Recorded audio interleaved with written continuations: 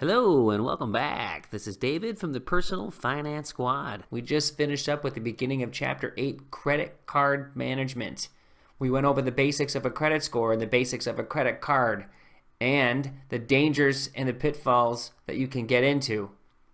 However, we do need to recognize as we get into 8.1 credit card interest accumulation, the credit cards are a reality of life. So even though with our budget exercises we understand we're trying not to have credit cards in terms of not being able to pay interest, that we also have to recognize that some people are going to have them. Either you're cleaning up a budget or you're a student who may be saddled with some debt. We understand this is the reality.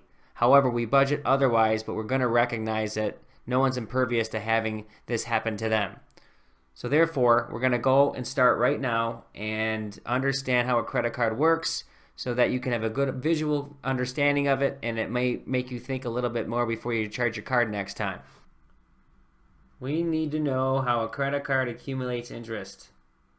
And most companies that I know of, I don't know of any that don't follow the average daily balance formula, or they may have another name for it, but it all works off the average daily balance, which is the number used to determine interest every month or every bill cycle.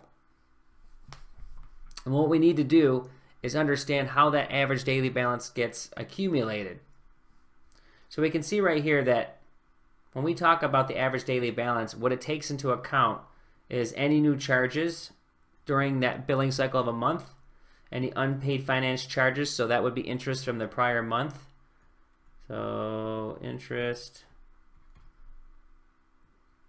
from prior month. And then in addition, you subtract any credit, so that would be, say something was returned to a department store and there was a credit, so that would come off the balance, and then certainly any payments made during the prior cycle. Okay, so let's look at this little grid here to take a very generic example. So let's say our buddy Jasper here buys $100 for flowers for his girlfriend, but he doesn't put anything else on the card for the next 9 days. And then day 11, he does the same thing. And in day 21, he follows the same pattern again. So his girlfriend should be quite happy. I broke it up into cycles here. You can see that of all the 30 days total, that the accumulation number is $6,000. And it's divided by 30 days, which is the billing cycle.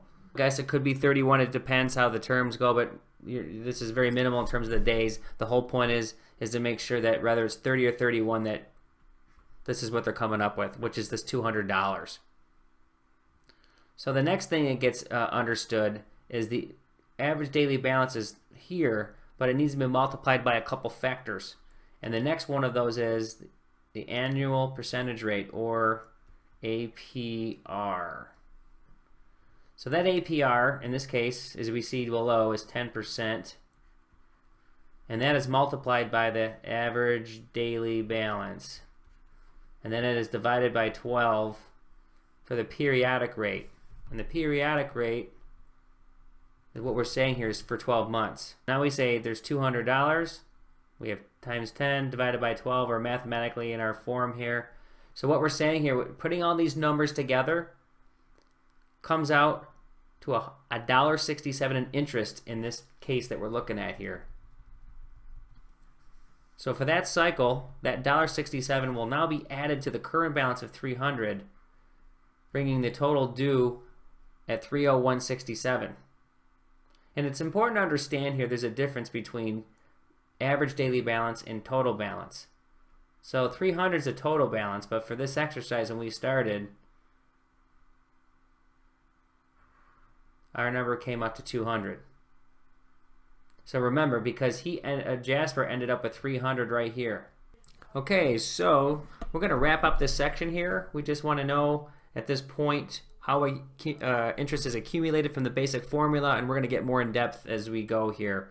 So again, just note that Jasper had a $300 balance at the end of the month, and he accumulated the $1.67 in interest.